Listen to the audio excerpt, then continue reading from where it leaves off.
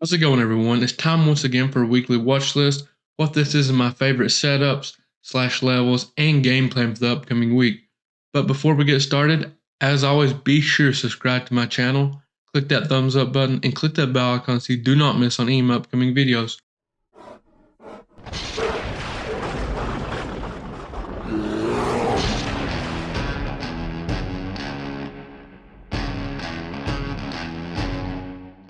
Let's get right into this. We're looking at SPY, ticker SPY, on the hourly time frame. This is just basic supply and demand here. I'm going to trade it I'm going to keep it very simple. I'm just going to trade basic supply and demand strategy this week. The only level, like the actual level I see for possible put entry, would be a break below this 442.7, the bottom of this demand zone we have on the hourly. We got room down to 440 once we break that. Something to wait for. Personally, I like to wait on a nice retest. I don't like to take the initial break. I like to come back, retest this area, look for puts once we retest. A much safer entry, in my opinion. Here are my updated SPX levels for this coming week. This is basic support and resistance slash areas of confluence. I use this to guide my SPY trades, and if I'm trading ES futures, you can trade ES based off SPX or SPY levels as well. I know I say this, probably tired of hearing it, but I'm going to continue to say it.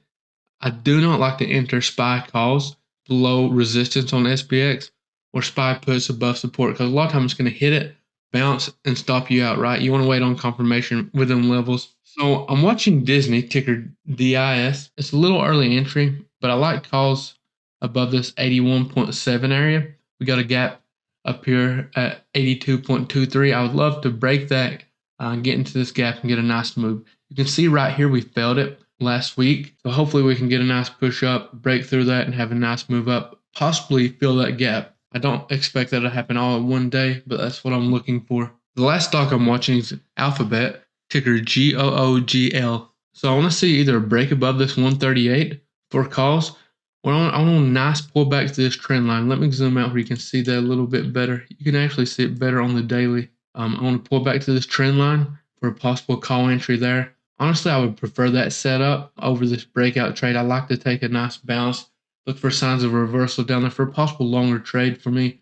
Remember, if you're in a swing trade, you don't want to be trading same week expiration. I would definitely go out. That way that is not killing your premiums. But yeah, I'm going to watch a trend line bounce for calls for a possible swing trade entry, or a break above this for a nice scalp opportunity. And that's all I have for this week. I'm keeping it super simple. I have some solid setups this week. I've seen plenty more, but I don't want you all focusing on 20 different setups, right? We got to keep it simple so we don't miss the best setups that are in front of us. A lot of times people watch too many stocks and they don't catch any of the moves because their mind's scattered out. They're trying to do too many things at once. So that's why I keep my watch list so simple. If you notice of a morning when I create my watch list, 2-3 stocks is all I'm watching.